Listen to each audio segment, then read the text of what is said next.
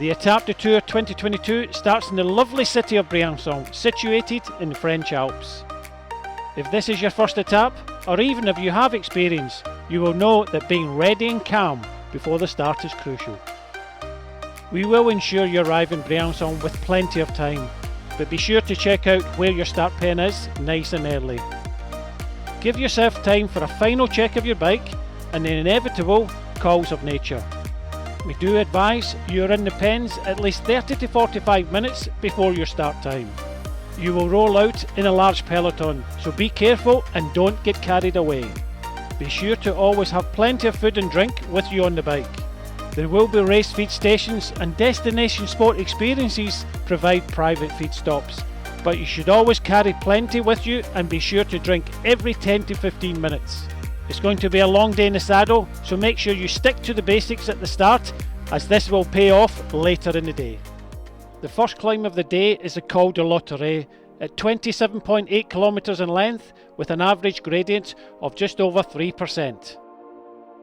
It's a relatively steady climb on wide roads, so make sure you make the most of it by keeping out of trouble and not getting carried away. Try and keep to a pace that you find comfortable. If riding with HRM, you should aim for light to moderate, 60 to 80% of your max.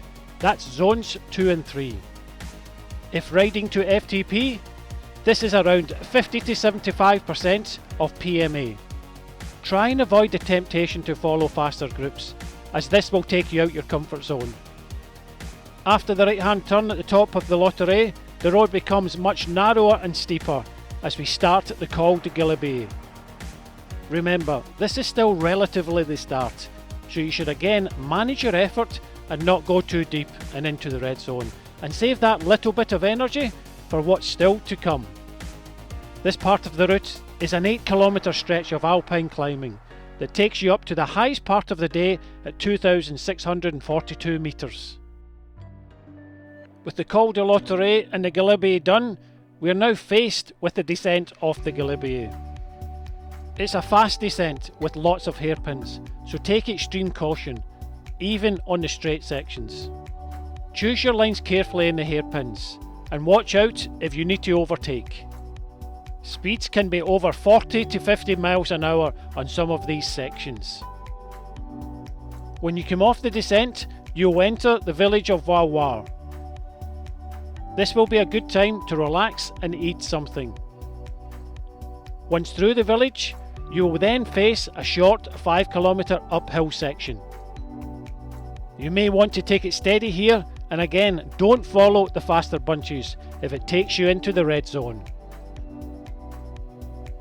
This little climb will take you to the top of the Col de Telegraph. You will then descend the Telegraph and into Saint-Michel-de-Maurienne. The next 12 kilometres of the route are on flat roads, so make sure you take the time to refuel and enjoy them. After 12 kilometres of relatively flat roads through the beautiful village of Saint-Jean-de-Maurienne, the Croix de Fer awaits. This climb is a mammoth 30 kilometres in length with over 1,500 metres of altitude gain and averages just over 5%. The first few kilometres out of Saint-Jean are very difficult, so take it at a steady pace.